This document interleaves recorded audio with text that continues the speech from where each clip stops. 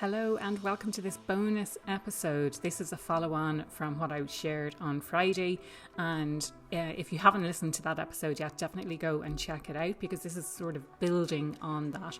So the 4 key things that I spoke about in the episode on Friday are around the people that you work with, the purpose or meaning that you attribute to the work that you do, the impact or the legacy that you want to leave behind, and then the importance of working to your strengths. The 2 bonus aspects that I want to talk about today are this concept of guided autonomy and balance. So guided autonomy, first of all, is we often think that if we just give people autonomy to get on with it, then it's okay. And they'll just get on with it and they'll just do whatever it is that they need to do and they'll figure it out. But if you've ever been on the receiving end of a boss who's quite laissez-faire, and I have been on the receiving end of that kind of boss, like very lack of direction, there was absolutely no guidance provided, you were just sort of, and it wasn't even sink or swim, it was just sort of, we'll let you get on with it there because you can figure it out. And then on the other side of the autonomy balance, if you like, so the other side of autonomy is this idea that you don't have a sense of choice and control over what you do and how you do it, and you're being micromanaged. So having too little autonomy is really bad, but also having too much autonomy is bad. And you need to have someone to set really clear expectations and provide that guidance. So expectations around the time that something is going to take, expectations around the quality that is expected for delivery. So is that going to be delivered internally, externally? Is it going to someone quite senior in the organization if it's internal? And therefore it needs to be at that kind of higher level as well. So having a think about whether you have that necessary level of autonomy. So are you getting frustrated because you're being micromanaged, or are you getting frustrated because you don't feel like you have enough clarity on what the expectation is on the role? And there's no shame in that. I think sometimes we don't want to ask because we feel like we're encroaching on someone. We feel like we should know the answers to this, but oftentimes priorities change, or the expectations might change, or you're being asked to do something that's actually out of the scope of what you're supposed to do, but you just need to get clarification on, okay, so if I do this, does this then become part of my job, basically?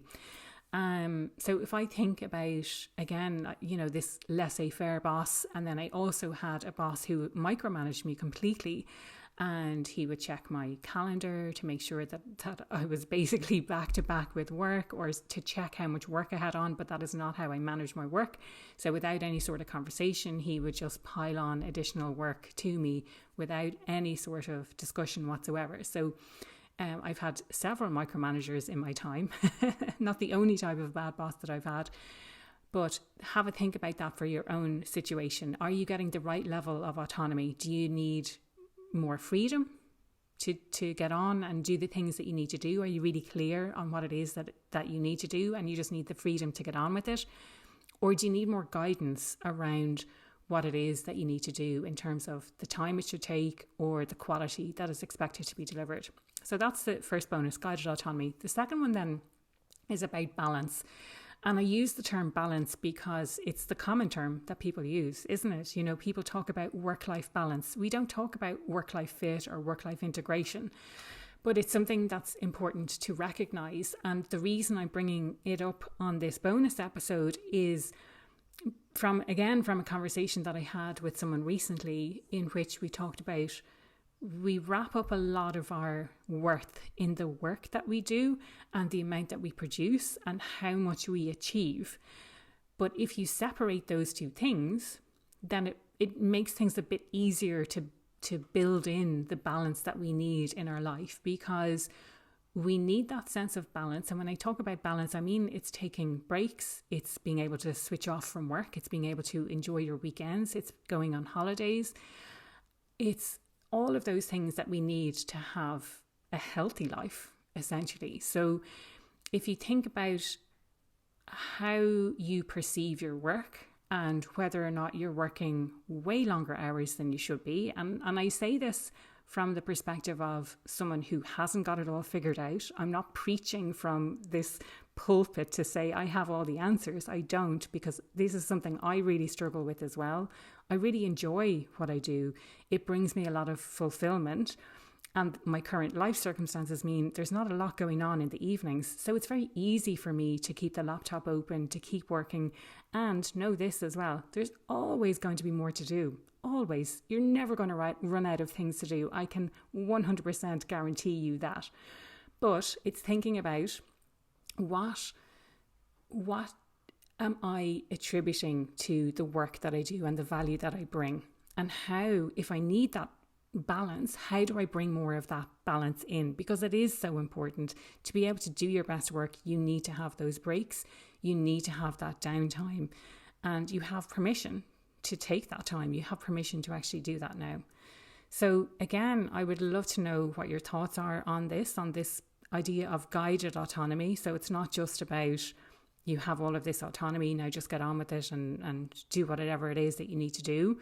And the interesting thing about autonomy is we tend to need different levels of autonomy depending on where we are in our career. So if you're new into a company, if you're new into a role, you need a little bit less autonomy than what you would normally, but are you getting that support that you need? And then this idea of balance, and how much balance do you currently have? And maybe rethinking that word balance, because, and again, this comes from a previous conversation that I've had about this concept of what we call it. And if you call it balance, then you're always coming from a place of imbalance, because most people never reach that elusive state of balance. If you reframe your thinking around that, and if you have to work a few additional hours, let's face it, it's not just a few additional hours, but if that's consistent, then there's something wrong going on. And whether you're choosing that situation or whether the organization needs to bring in additional people to support with that, that's a conversation for another day. But thinking about how you make everything fit together, or how you integrate your life all together. So your work with your life, because work is part of life. So rethinking how we do that. So we're not striving for this sense of balance. We're trying to integrate the both, because they're all part of the same thing. They're all part of our one life. So do let me know what you thought of today's episode. Is there something that you're going to challenge or do differently as a result? I would absolutely love to know. You'll find all of my links on the website happinessatwork.ie, and I'd love to connect with you on LinkedIn as well. So do look me up there, and all of my links are on the website. So I look forward to hearing from you and what you thought of today's bonus episode.